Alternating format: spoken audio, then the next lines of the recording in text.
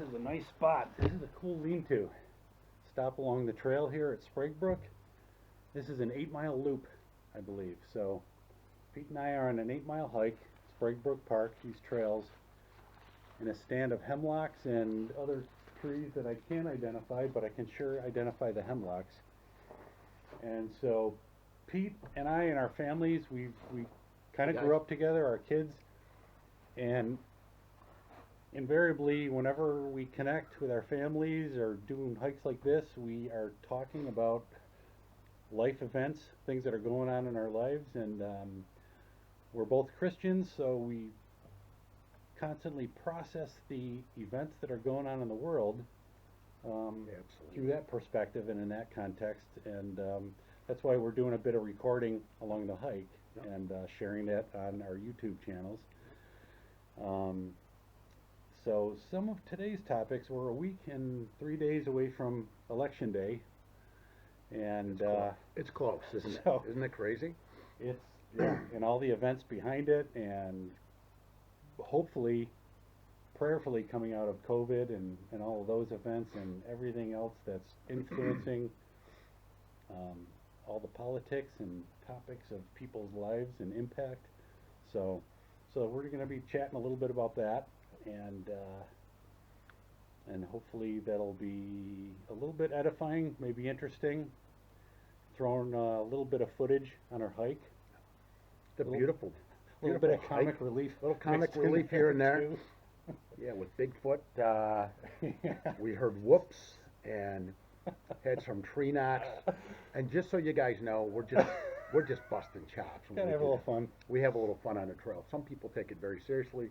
We really don't know if there's a Bigfoot or not. I think both of us think there's most likely there's not. But we got to have a little fun with it. Stand of hemlocks. Again, did I mention that this is one of my favorite trees? Hemlocks. Hemlocks. You'll probably hear that a few more times. Beautiful. Got a creek in the background there too. Not sure if you can capture it, but it looks pretty cool back there. So let's recap. When we were with the wives, we were talking about, and again, we're discussing how we process what's going on, government, because it's relevant, definitely very relevant to our lives, and we definitely have a position. We're Christians, so we definitely lean towards more conservative viewpoints. So kind of lining those up and the other viewpoints, and the importance of them, right? Absolutely. We're in a situation where, how many days away are we? Like a week and 2 days or whatever away from... A week and a few days, the third. The most important election that you and I have, and we're close to 60, we're getting there, have ever had in our lifetime. Yeah. Because this election is really going to really tell where America's going to go in the future. Yep. And it's so important not only for our kids that are about 30 years old somewhere now, but our grandchildren that we'll have or that aren't here yet or whatever. And what is their world going to look like? And if we don't get it right, America's going to be in serious trouble. And it seems like for either side, really.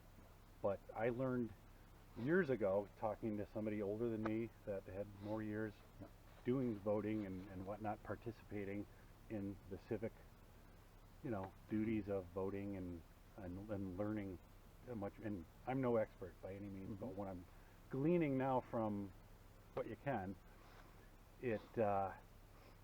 let's see. So as we're establishing positions, I don't think any voter should be a one-issue voter, because you're going to miss out on a lot.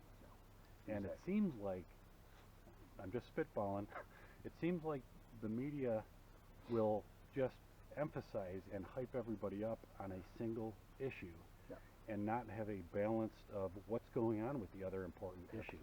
Absolutely. Because single issue voting, you definitely run the risk of missing many of the important things. So whatever side, especially the side that we're leaning towards, you want to look at the big picture.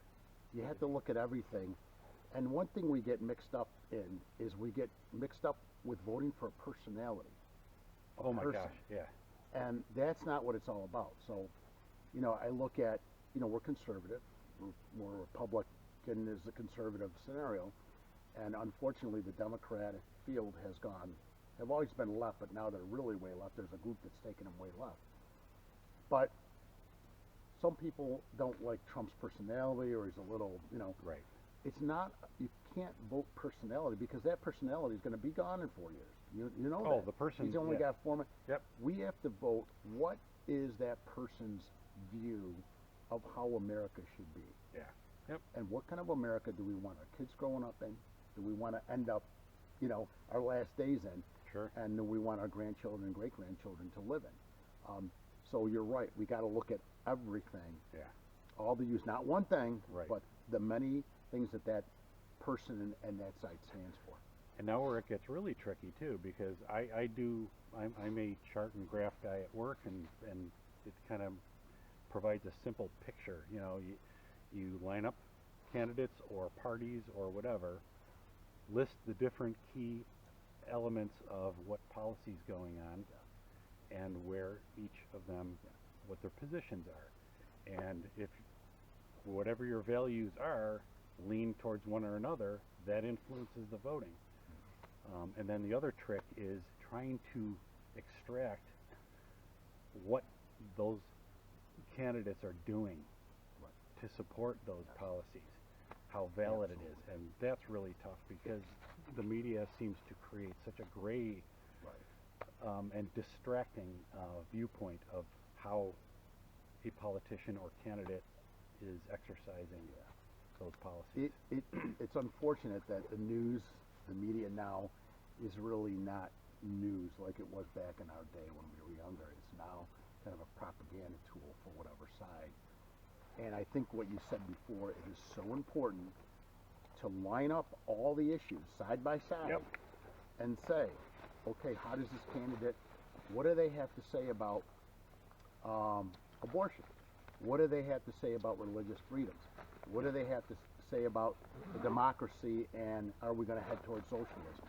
What How do they big or believe? small you want your government to be, Absolutely. What do they believe about and roles. how we're treating our world that God created? Are we taking care of it, or are we not? Yep. And so it takes a little bit of thinking to do that. People have to sit down. My mother-in-law had a Decision magazine, an evangelical, magazine that lines everything up, And it's not, you can't look at things and again, vote personality. You got to look at all the things. And it takes a little brain work to do that, or a little bit of investigation. Yep. But the one thing that I have to say is, as a believer, it is our responsibility to get our butts out of the pews and vote. Right. Because And we're not going to become political experts by No. any shot. I No. admit I am not. No. And everybody leads busy lives, and Yep. and sometimes you have limited time to do your research. Yep. But overall, that's where that, for lack of a better term, the policy matrix. Yes. List the policies, the candidates, Yep. where your values lean Yep. towards, and do the best you can to, well, prayerfully. I try to apply. Great point. Yep. Yeah, that's more value added than a lot of people and Christians think Yeah. sometimes. Your Some Christians. Your strongest voice is your vote.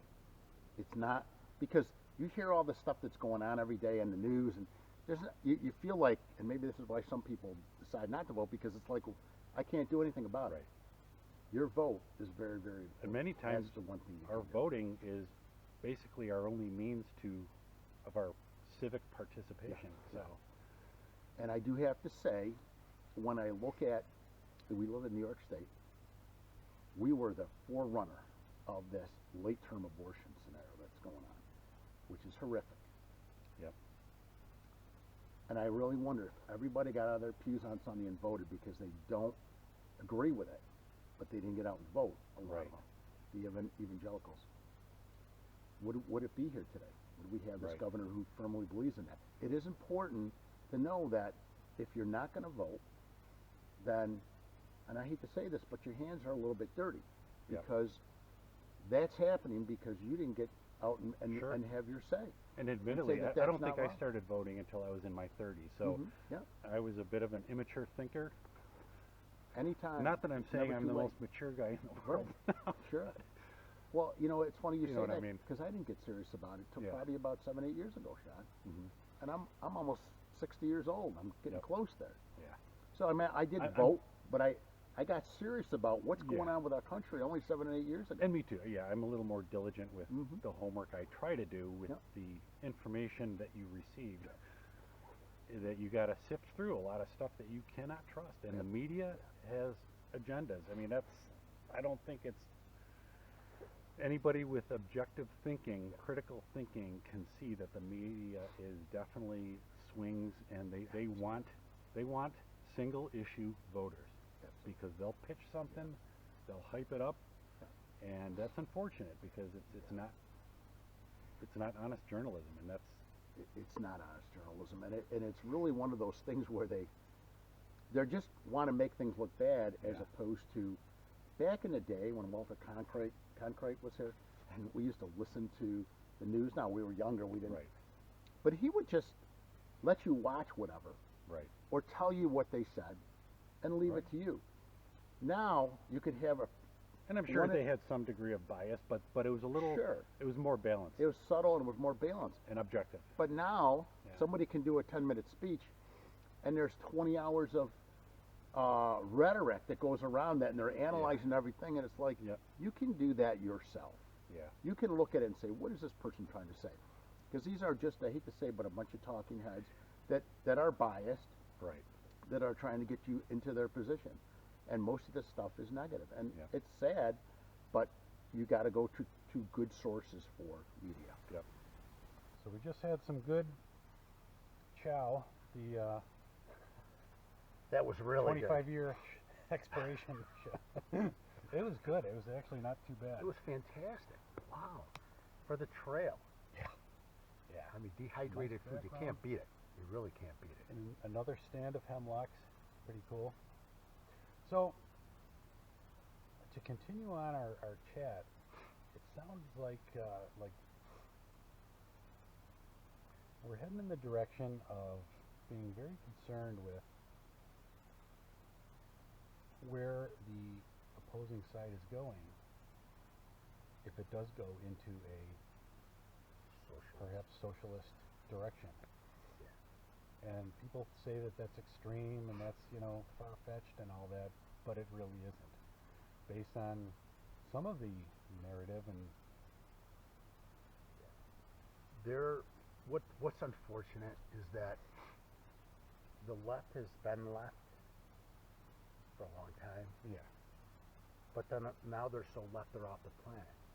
Socialism never worked anywhere, oh, absolutely not. No. and they want to bring it to America. And I don't know why, because if you look at socialism, like we talked about Venezuela, Yep. socialist country, they relied 100% on the government for food, for this, that. Right. People left there in droves. The caravan came to where? They came to America because they didn't want to live there because it was so bad. And many countries see the freedoms that we still have That's why they keep and coming here. desire that. And so the discussion actually starts, right, Yeah. at size of the government. How big and controlling do you want the government to be? Yeah. Which is, what kind of government do you want? Absolutely. America, they want to just take away. They want all the money, and then they just want to hand out food and hand out the money that you should have. They want total control. So it takes away, socialism takes away the fact that you want to work harder, and so you make a little more money so you can have better things for your family. It takes that whole thing away. Right. And I remember Bernie Sanders, because he was a big proponent initially of this whole socialist movement. He actually said, "I like to see people waiting in bread lines." That's What- sad. What right mind does that? And well, the one thing that if you do have a nation where people work hard, and the concept is you work hard, you educate yourself to the extent that you can, try to move up and make a better life for yourself. The concept of that with a healthy society is that you are in a position to be strong for the rest of the world. Yes. Yep. I've heard it said, I don't know where the